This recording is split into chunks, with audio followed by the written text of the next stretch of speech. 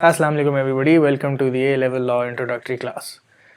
इस क्लास में हम बेसिकली पढ़ेंगे कि ए लेवल लॉ होता क्या है, उसका कोड क्या है, सब्जेक्ट कौन से पढ़ते हैं एंड के एग्ज़ाम पेपर को हैक करने के लिए क्या रिक्वायरमेंट्स होती है। तो बेसिकली मेरा एक फंडामेंटल बिलीफ है that I have written here on the board, that is to pass the exam in 14 days. So I can guarantee you can pass the exam in 14 days. Coming to the syllabus is divided into 4 papers: paper 1, paper 2, paper 3 and paper 4. Paper 1 and paper 2 जो है आपका, ये आपका आता है AS के अंदर, whereas paper 3 and paper 4 जो है ये आपका पार्ट है A2 का। ये आपने अपने A लेवल के सेकेंड ईयर में करना होता।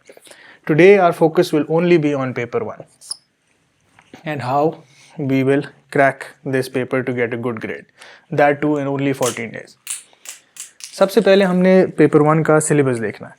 पेपर 1 का सिलेबस अगर हम देखें तो it is divided into 3 main section. Section 1 में हमारे आते हैं 5 chapters, chapter 1, 2, 3, 4 and 5। Second section की तरफ आए तो इसमें हमारे पास आते हैं 4 chapters, whereas the last section जो है इसमें आते हैं हमारे पास सिर्फ 3 चैप्टर्स।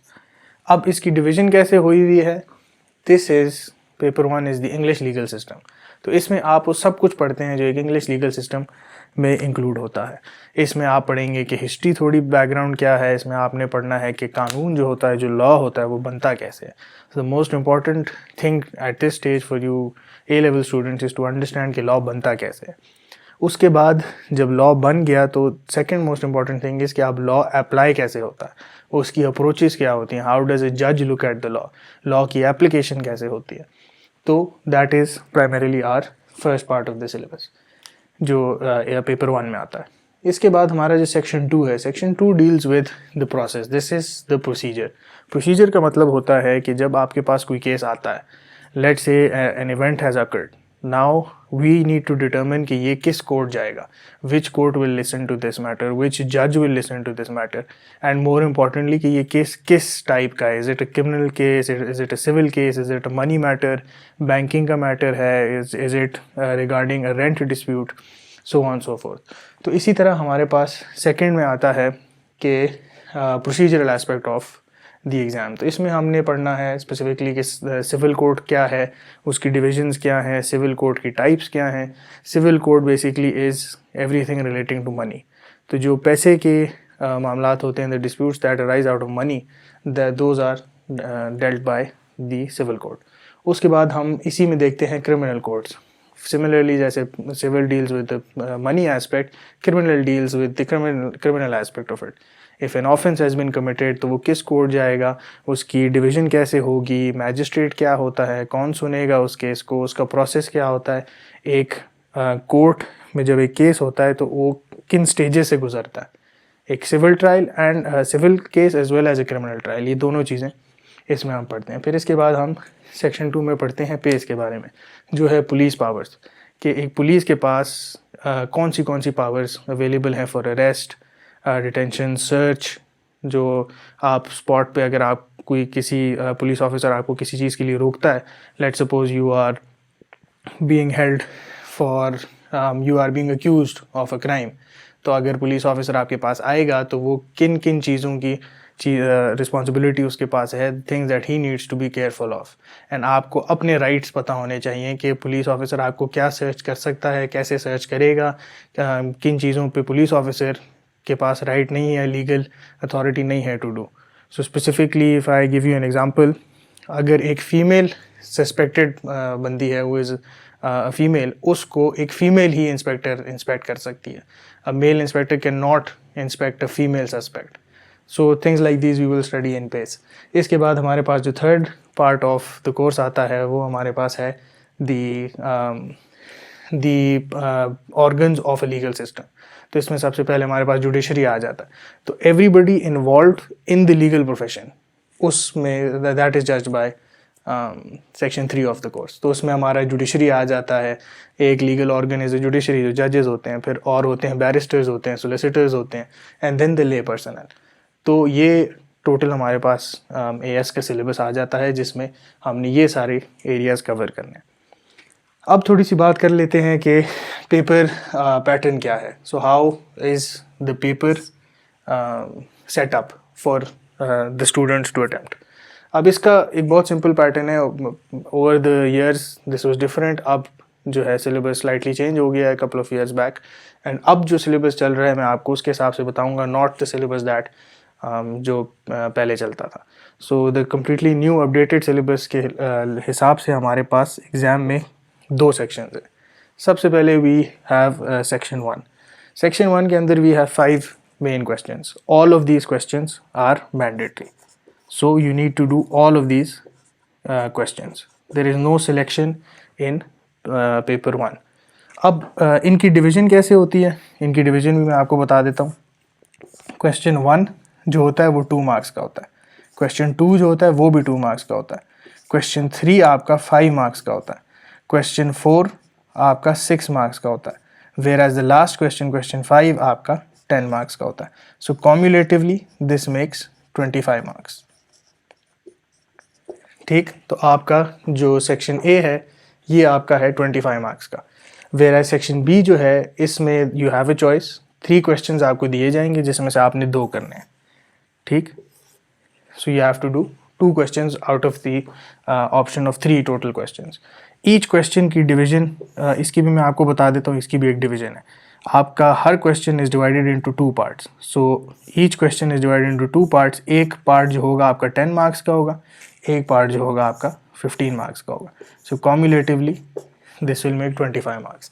आपने सवाल कितने करने हैं? 2 out of a choice of 3।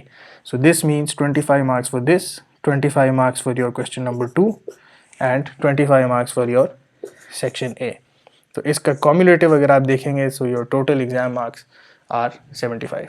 So this makes the composition of your first paper, paper 1 जो है जिसको हम कहते हैं English legal system.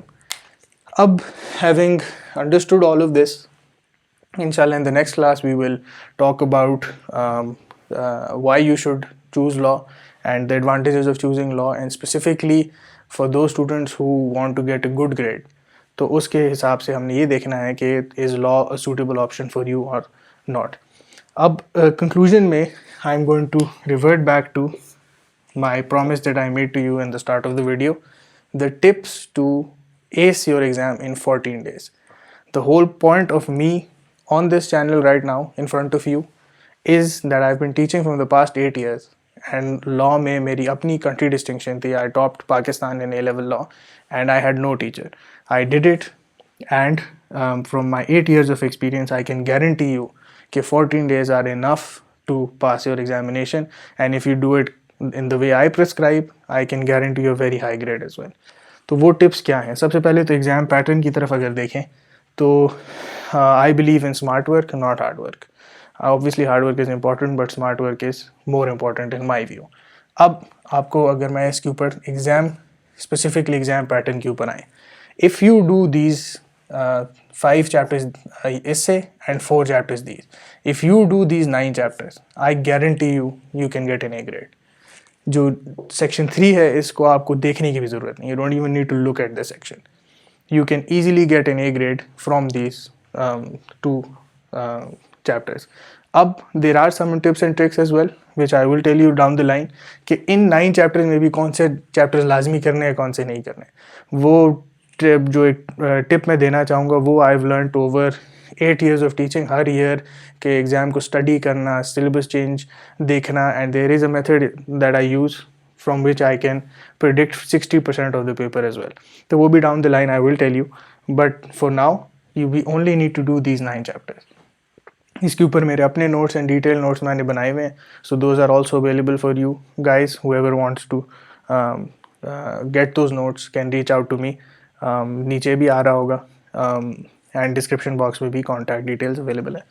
तो टिप्स बेसिकली बहुत सिंपल हैं। आपने जो लास्ट सेक्शन है ये नहीं करना, फर्स्ट 2 सेक्शंस पे आपने फोकस करना है।